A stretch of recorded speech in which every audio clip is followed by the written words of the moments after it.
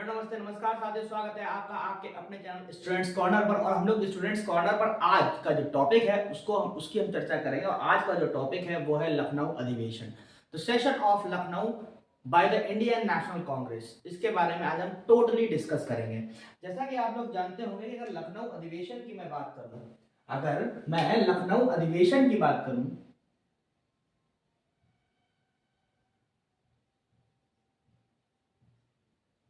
लखनऊ अधिवेशन, आप लोगों को मैंने बताया था कि इस अधिवेशन में गांधी जी ने जो है पार्टिसिपेशन किया था। इस अधिवेशन में गांधी जी ने पार्टिसिपेशन किया था। और इस अधिवेशन की अगर मैं बात करूं तो इस अधिवेशन के जो अध्यक्ष थे वो थे अंबिका चरण मजूमदार। ठीक, इस अधिवेशन के में जो हमारे गांधी जी थे वो शाहजहांपुर में ही भारत में आ चुके थे। कहां से आए थे भारत में? वो आए थे भारत में साउथ अफ्रीका से। कब आए थे? 9 जनवरी 1915 को, 9th of January 1915 को वो भारत में आए थे। इस अधिवेशन में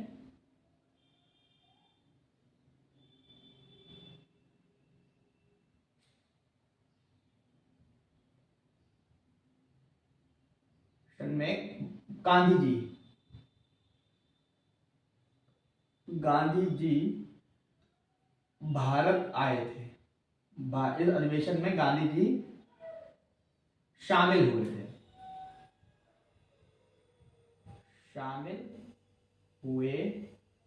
थे, है ना। इस अधिवेशन में ही तो जो राजकुमार शुक्ल उन्होंने विनती की थी गांधी जी से कि आप चंपारण आइए, ठीक है। और गांधी जी भारत कब आए थे? फाइनली 9th of January को, 9th of January 1915 को ये फाइनली भारत आ गए थे। फाइनली का मतलब है कि उसके बाद इन्होंने बाहर के मतलब देश छोड़कर परमानेंट रहने कहीं नहीं गए थे। ये साउथ अफ्रीका से भारत आए थे और साउथ अफ्रीका में इन्होंने 21 वर्ष बिताए थे। और ये गए थे 1893 में दादा अब्दुल्ला का केस लड़ने।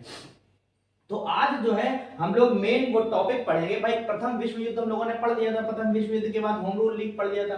प्रथम विश्व युद्ध के बाद ही लखनऊ अधिवेशन में, प्रथम विश्व युद्ध के बाद ही लखनऊ अधिवेशन में कांग्रेस और मुस्लिम लीग में क्या होता है? समझौता होता है। क्यों होता है? क्योंकि जो मुस्लिम लीग है वो कांग्रेस में मिलने इसलिए आती है क्योंकि मुस्लिम लीग ने जो शर्त रखी थी प्रथम विश्व युद्ध के दौरान ब्रिटिशर्स के सामने, वो उन्होंने नहीं मानी थी। उन्होंने तुर्की को नेस्तनाबूद कर दिया था। इतना मतलब वहां पर बम गोला बारूद भेजा था, मतलब उनको तकलीफ लाई थी तुर्की को।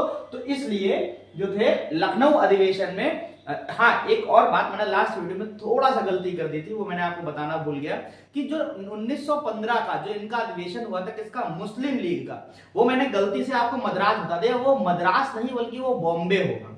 मैं आज वो वीडियो देख रहा था तो मैंने उसको देखा कि हाँ मैंने उसमें थोड़ी सी मिस्टेक कर दी है। वो फ्लो में हो जाता है, उसको आप लोग समझिएगा कि वो मद्रास नहीं, वो जगह होगी बॉम्बे।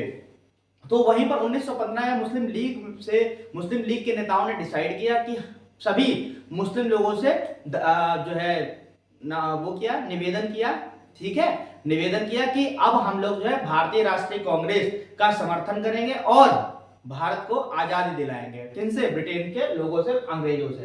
तो लखनऊ अधिवेशन में ही क्या हुआ था? लखनऊ अधिवेशन में ही कांग्रेस प्लस मुस्लिम लीग हुआ था। कांग्रेस प्लस मुस्लिम लीग, ठीक है। अब अगर आज हम लोगों का जो मेन टॉपिक होगा लखनऊ अधिवेशन, तो मैंने आप लोगों को बहुत डिटेल में पढ़ाया है। इसके बाद आगे जो भी चीजें होंगी वो आगे बताई जाएंगी। लेकिन गांधी जी से भी प्रश्न बहुत सारे बनते हैं। तो गांधी जी से प्रश्न जो बनते हैं आज हम लोग उनकी चर्चा करेंगे।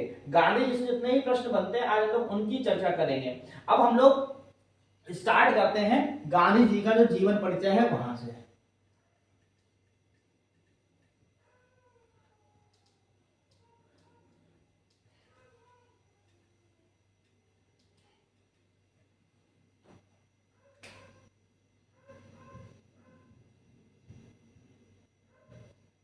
गांधी जी का जीवन परिचय। गांधी जी का जीवन परिचय।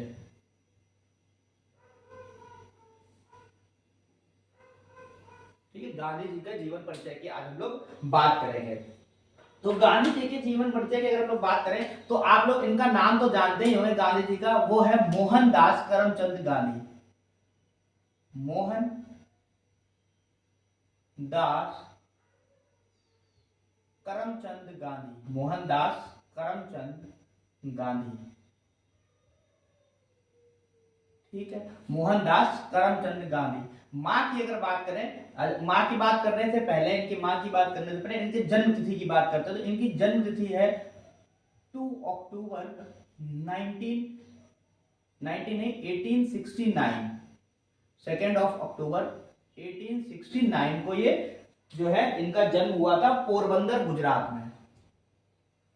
पोरबंदर गुजरात में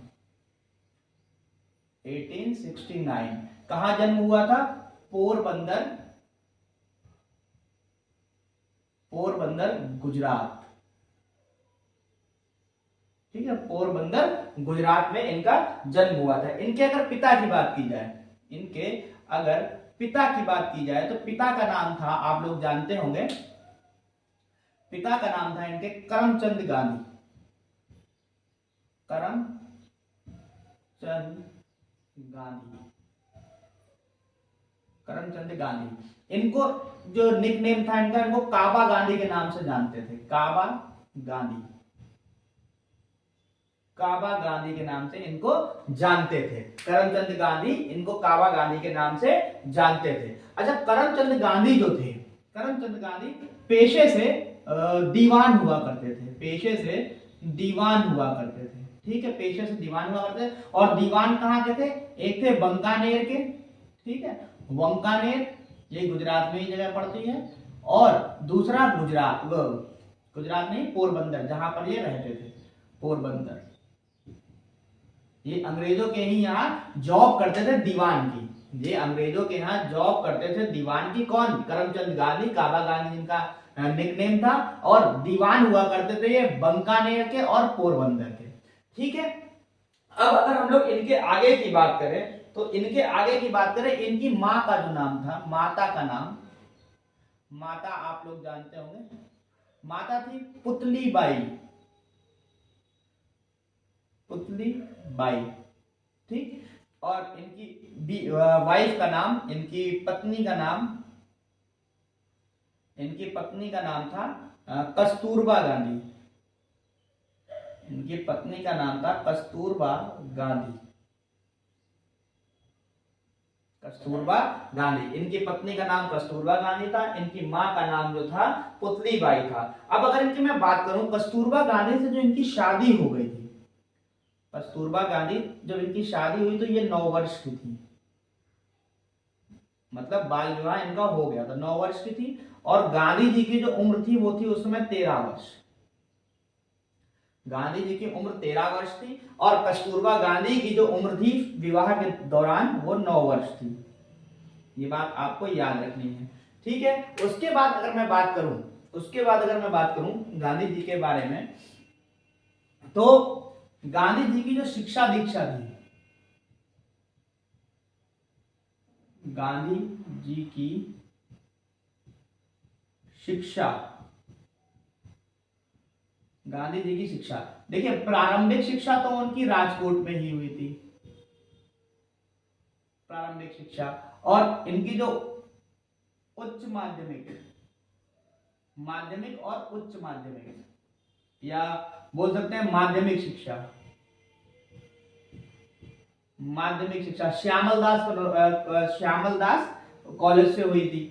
और जो इनकी वो वकालत की जो शिक्षा थी, वकालत, इन्होंने जो वकालत की शिक्षा ली थी वो ली थी इनर टेम्पल लंदन से। इनर टेम्पल लंदन से इन्होंने जो है वो क्या बोलते हैं, इनर टेम्पल लंदन से इन्होंने वकालत की शिक्षा ली थी। तो प्रारंभिक शिक्षा इन्होंने ली थी राजकोट से। ठीक, राजकोट से। और जो माध्यमिक शिक्षा थी वो ली थी श्यामल दास कॉलेज, श्यामल दास कॉलेज भावनगर, श्यामल दास कॉलेज भावनगर से। और वकालत की इन्होंने ली थी इनर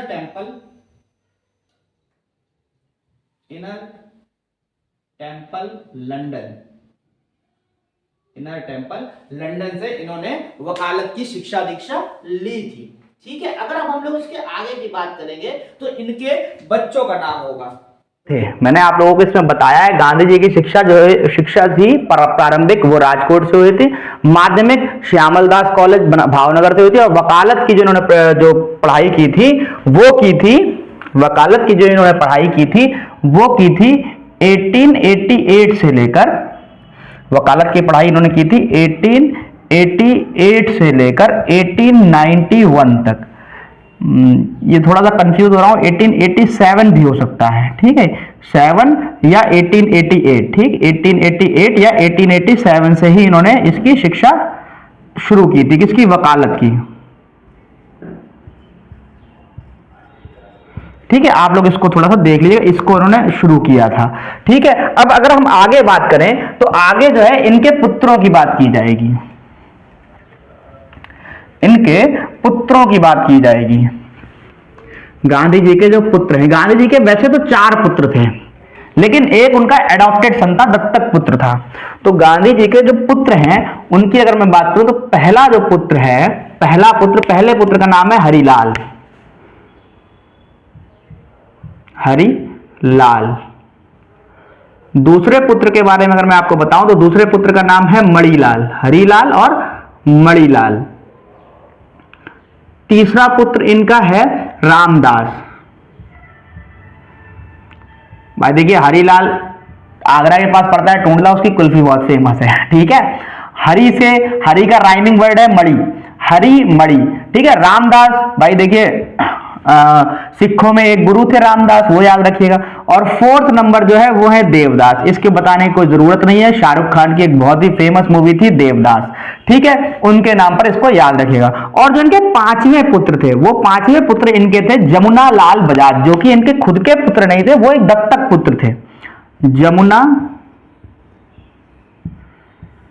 लाल बजाज, जमुना लाल बजाज इनके दत्तक पुत्र हुआ करते थे। ठीक है, दत्तक पुत्र मतलब होता है एडॉप्टेड सन, है ना, एडॉप्टेड थे। अब अगर मैं आगे बात करूं तो जो लंदन से, इनको मैंने आपको बताया ना कि 1887 या 1888 से इन्होंने वकालत की पढ़ाई शुरू कर दी थी, लंदन में इन्होंने की थी, इनर टेम्पल कॉलेज लंदन से। तो अब जब ये 1891 में लंदन से भारत आ गए थे, 1891 लंदन से भारत आए, लंदन से भारत आए। ठीक है, 1891 में, ठीक, 1891 में लंदन से भारत आए। अब जब 1891 में लंदन से भारत आए तो इन्होंने क्या किया, इन्होंने लंदन से जब भारत आए तो जब इन्होंने प्रैक्टिस ही की थी, किसकी, वकालत की, जब इन्होंने प्रैक्टिस ही की थी, तो जब वकालत की प्रैक्टिस ही की थी इन्होंने, तो सीधी सी बात है, अब मतलब वकालत जब इन्होंने पढ़ी थी उसकी वकालत की प्रैक्टिस भी करेंगे, तो इन्होंने वकालत की प्रैक्टिस करना शुरू की,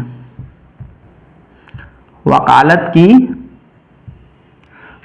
प्रैक्टिस, मतलब जैसे आज जो कचहरी में लोग नहीं वकालत करते हैं बैठते हैं जाके, तो उसकी प्रैक्टिस शुरू की। प्रैक्टिस इन्होंने की थी बॉम्बे में,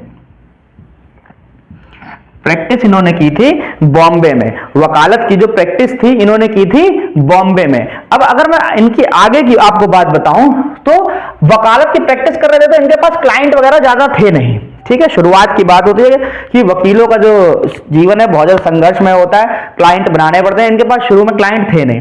फिर अचानक से 1893 में इनके पास एक व्यक्ति हैं दादा अब्दुल्ला, 1893 में दादा अब्दुल्ला का केस इनके पास आया, दादा अब्दुल्ला का केस इनके पास आया, जो कि एक गुजरात के बड़े व्यापारी थे, गुजरात के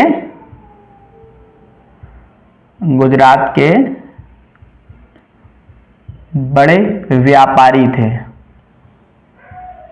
ठीक, गुजरात के बड़े व्यापारी थे। इनका एक केस आया जिसको लड़ने के लिए, केस को लड़ने के लिए इन्हें कहां जाना पड़ा? गांधी जी को साउथ अफ्रीका जाना पड़ा, साउथ अफ्रीका जाना पड़ा। और गांधी 1893 में साउथ अफ्रीका चले गए। अब आप हिसाब लगाइए, 1893 में अगर साउथ अफ्रीका चले गए तो अब सीधे सीधे ये 1915 में तो आएंगे नहीं। 21 वर्ष बाद इन्होंने 21 वर्ष काटे थे साउथ अफ्रीका में। लेकिन 1893 के बाद सीधे 1915 में नहीं, बीच में ये 2 बार और आए हैं। तो एक बार ये आए हैं 1893 के बाद 1897 में आए हैं। और जब ये इसर आए थे तो ये अपने बीवी नहीं कहेंगे, बीवी यहां पर ठीक टर्म नहीं है, अपने पत्नी और बच्चों को लेकर चले गए थे, पत्नी और बच्चों को ले गए थे। ठीक है, पत्नी और बच्चों को ले गए थे साथ में। ठीक है, पत्नी और बच्चों को ले गए थे 1897 में, अपने पत्नी और बच्चों को साथ में ले गए थे। खुद 1893 में गए थे दादा अब्दुल्ला का केस लड़ने, जो कि दादा अब्दुल्ला कौन थे? गुजरात के एक बड़े व्यापारी थे, बड़े बिजनेसमैन थे। और गांधी जी साउथ अफ्रीका उनके साथ चले गए थे उनका केस लड़ने 1893 में। 1893 के बाद 1897 में इनकी पत्नी ने बहुत इनकी मत काट दी, इनको परेशान किया कि हम क्या अकेले रहेंगे, आपसे शादी हुई है वगैरह वगैरह। तो 1897 में पत्नी और बच्चों को लेने ये आए थे। उसके बाद फिर ये आए थे कब? मैंने आपको बताया था 1901 के सेशन में, जिसके अध्यक्ष दिनशा अडुल्वी वाचा थे और जगह थी आपकी कलकत्ता, जगह थी कलकत्ता। तो 1901 के सेशन में भी ये आए थे। ये इधर इसलिए आए थे भारत की स्थिति को जानने के लिए, भारत की स्थिति को जानने के लिए। ठीक है, भारत की स्थिति को देखने के लिए। वहीं अब अगर मैं बात करूं, उसके बाद ये सीधे फिर आए हैं 1915 में, मतलब तीसरी बार में जब ये आए हैं तो 1915 में आए हैं। और 1915 की डेट पूछ लेते किस डेट को आए हैं, तो वो आए हैं 9 जनवरी को, 9 जनवरी 1915 को आए हैं, 9 जनवरी 1915 को आए हैं। और इसी दिन को प्रवासी भारतीय दिवस मनाया जाता है, प्रवासी भारतीय दिवस मनाया जाता है। आप लोगों को ये बातें सारी समझ में आ रही होंगी, गांधी जी कब कब गए थे और कब वहां से लौट कर आए थे। अब अगर हम लोग आगे बात करेंगे गांधी जी के बारे में, तो गांधी जी जो थे, इनकी एक पुस्तक है, गांधी जी की एक पुस्तक है जिसका नाम है माई एक्सपेरिमेंट विद ट्रुथ, मतलब सत्य के साथ मेरे प्रयोग। इनकी जो एक आत्मकथा है वो है सत्य के साथ मेरे प्रयोग। आप लोगों ने कई बार इसका नाम सुना भी होगा, सत्य के साथ मेरे प्रयोग।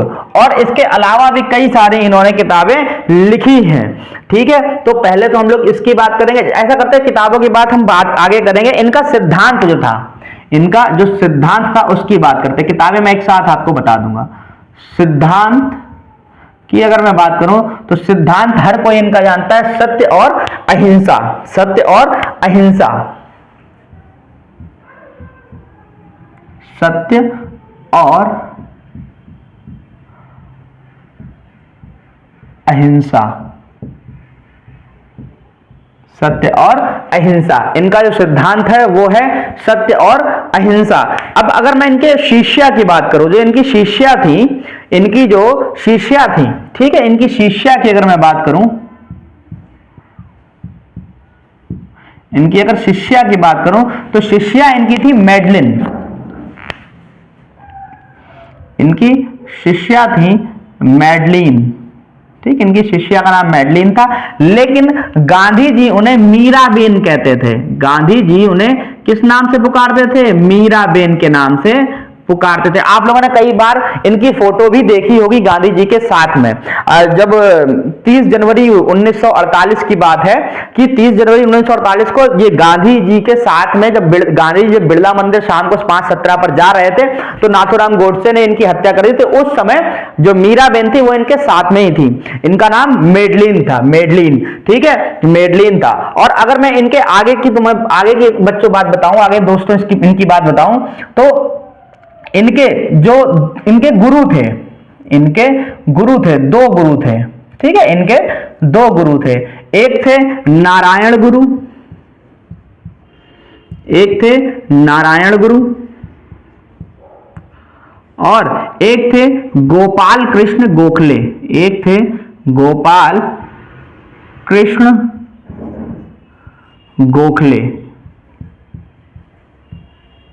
गोपाल कृष्ण गोखले। मैं अगर इन लोगों की बात करूं तो नारायण गुरु जो थे, नारायण गुरु इनके धार्मिक गुरु थे या आध्यात्मिक गुरु थे, धार्मिक या आध्यात्मिक गुरु थे,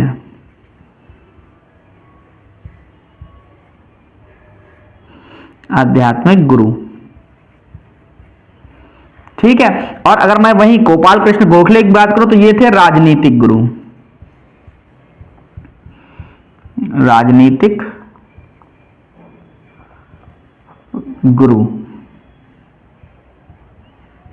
ठीक, राजनीतिक गुरु थे। तो गोपाल कृष्ण गोखले इनके राजनीतिक गुरु थे और इनके जो धार्मिक गुरु थे वो थे नारायण गुरु। इनकी अगर मैं प्रमुख पुस्तकों की बात करूं, तो पहली जो पुस्तक है वो है माई एक्सपेरिमेंट विद ट्रुथ, मेरे सत्य के साथ प्रयोग,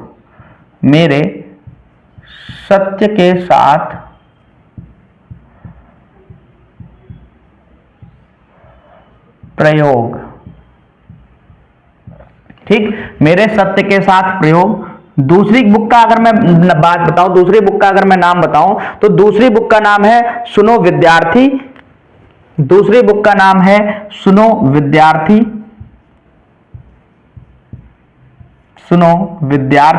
दूसरी बुक का नाम है सुनो विद्यार्थी।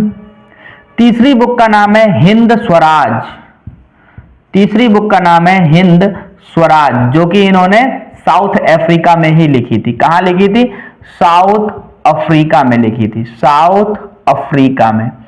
ठीक है। इनकी ये 3 बुक्स बहुत ही इंपॉर्टेंट है, मेरे सत्य के साथ प्रयोग, सुनो विद्यार्थी, हिंद स्वराज। और इनकी बुक की अगर मैं बात करूं तो सप्त महाव्रत, मेरे सपनों का भारत और अनासक्त योग। मैं अगर बात करूं तो सप्त महाव्रत, उसके बाद 5th मेरे सपनों का भारत, मेरे सपनों का भारत, और 6th है अनासक्त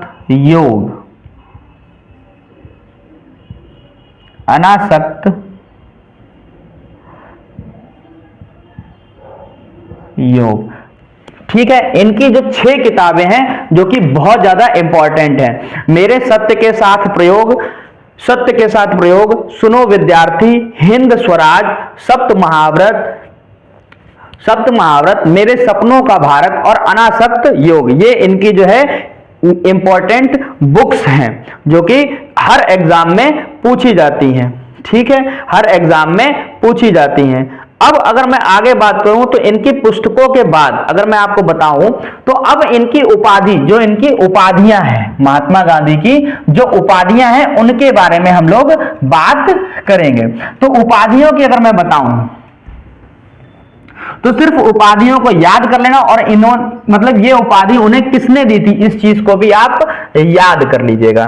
तो अगर मैं पहली उपाधि की बात करूं तो पहली उपाधि जो है इनकी वो है अर्धनग्न फकीर। पहली उपाधि है अर्धनग्न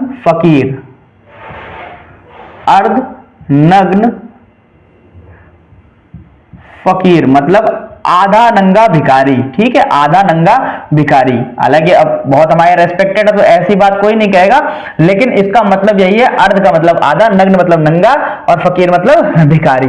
ये इनको उपाधि दी थी विंस्टन चर्चिल ने, विंस्टन चर्चिल ने, और इनको विंस्टन चर्चिल ने गोलमेज सम्मेलन में इस उपाधि के साथ पुकारा था, अर्धनग्न फकीर के नाम से। अब अगर हम दूसरे उपाधि की बात करें तो भर्ती करने वाला सार्जेंट। भाई प्रथम विश्व युद्ध हुआ था, ठीक है, प्रथम विश्व युद्ध हुआ था तो भर्ती करने वाला सार्जेंट इनको उपाधि दी गई थी।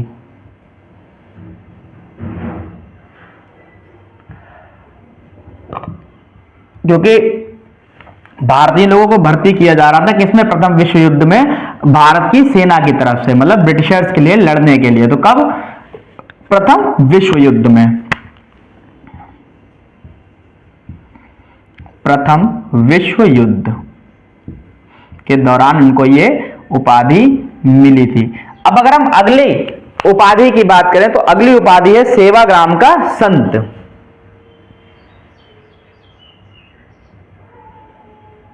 सेवाग्राम का संत, सेवाग्राम का संत। अगर मैं सेवाग्राम के संत की बात करूं तो ये सेवाग्राम के जो अतिथि थे, भाई सेवाग्राम इनका क्या था, एक आश्रम था, और सेवाग्राम का संत इनको उपाधि दी गई थी। तो कौन लोग देंगे, जो सेवाग्राम आश्रम में आते होंगे, तो भाई वहां के अतिथि ही आते होंगे ना। तो सेवाग्राम आश्रम के अतिथि, सेवाग्राम के अतिथियों ने इनको ये उपाधि दी थी। अब अगर मैं बात करूं, इनको एक और उपाधि दी गई थी भंगी शिरोमणि की, भंगी शिरोमणि, भंगी शिरोमणि की इनको उपाधि दी गई थी। भंगी शिरोमणि की उपाधि इनको दी थी साउथ अफ्रीका में इनके जो मित्र लोग थे, साउथ अफ्रीका के मित्र, साउथ अफ्रीका में जो इनके मित्र थे उन लोगों ने गांधी जी को ये उपाधि दी थी, ठीक है। अब अगर हम आगे बात करें तो ऐसे ही एक उपाधि है इनकी 5th नंबर की, 5th नंबर की एक उपाधि है कर्मवीर, कर्मवीर। कर्मवीर उपाधि भी यही साउथ अफ्रीका के जो इनके मित्र थे उन्होंने ही इसकी ये उपाधि दी थी। अब अगर हम बात करें कि अगली उपाधि की अगर हम बात करेंगे तो वो है दो महात्मा। दो, एक मिनट मैं इसको जरा देख लूं कि यहां तक आ रहा है कैमरे में या नहीं। हाँ अभी आ रहा है। तो अब अगली उपाधि है दो महात्मा।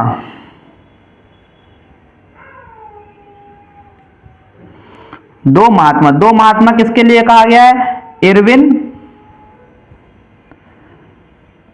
प्लस गांधी। जब इनके बीच में समझौता हुआ था 1930 का, है ना, 1930-31 में जो इनके बीच में समझौता हुआ था उसमें जो है गांधी जी को दो महात्मा, गांधी जी और इरविन को दो महात्मा कहा था सरोजिनी नायडू ने,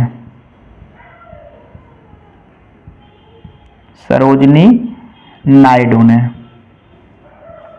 ठीक है। तो इनकी कौन कौन सी, अर्धनग्न फकीर, भर्ती करने वाला सार्जेंट, सेवाग्राम का संत, भंगी शिरोमणि और कर्मवीर, दो महात्मा। अगली अगर मैं बात करूं तो भिखारियों का राजा। अगली अगर मैं बात करूं 7th नंबर पर भिखारियों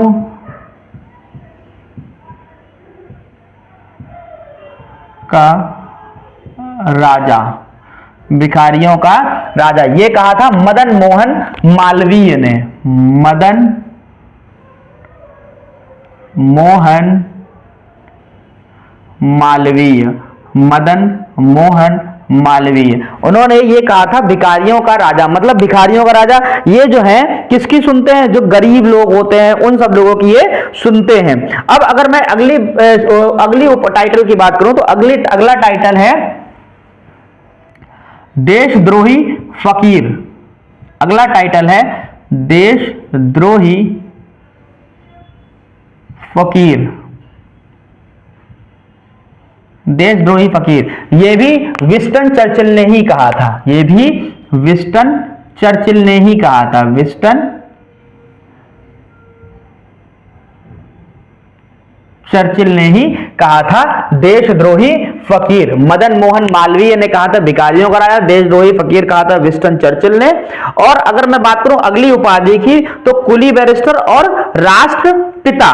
कुली बैरिस्टर और राष्ट्रपिता, तो कुली बैरिस्टर, कुली बैरिस्टर,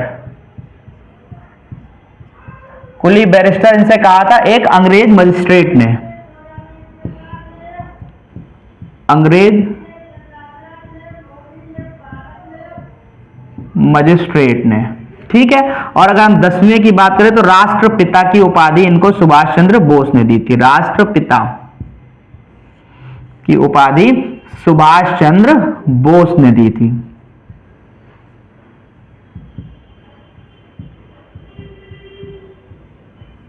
सुभाष चंद्र बोस ने दी थी। बस इतना ही गांधी जी के लिए जो है काफी है। और इतना ही अगर आप लोग गांधी जी के बारे में जान लेते हैं, पढ़ लेते हैं, तो पेपर में जो हमारा एग्जाम है उससे बाहर नहीं जाएगा। कौन कौन सी है? अर्धनग्न फकीर, भर्ती करने वाला सर्जेंट, सार्जेंट, भर्ती करने वाला सार्जेंट, सेवाग्राम का संत, भंगी शिरोमणि, कर्मवीर, दो महात्मा, भिखारियों का राजा, देशद्रोही फकीर, कुली बैरिस्टर और राष्ट्रपिता। इनकी ये 10 उपाधि अगर आप लोग याद कर लेते हैं तो काफी हैं एग्जाम पॉइंट ऑफ व्यू से। अगर आपको वीडियो अच्छी लगी है तो वीडियो को लाइक करें, चैनल को सब्सक्राइब करें और अपने सभी जरूरतमंद दोस्तों को इस वीडियो को शेयर करें। Okay, bye bye, thank you, जय हिंद।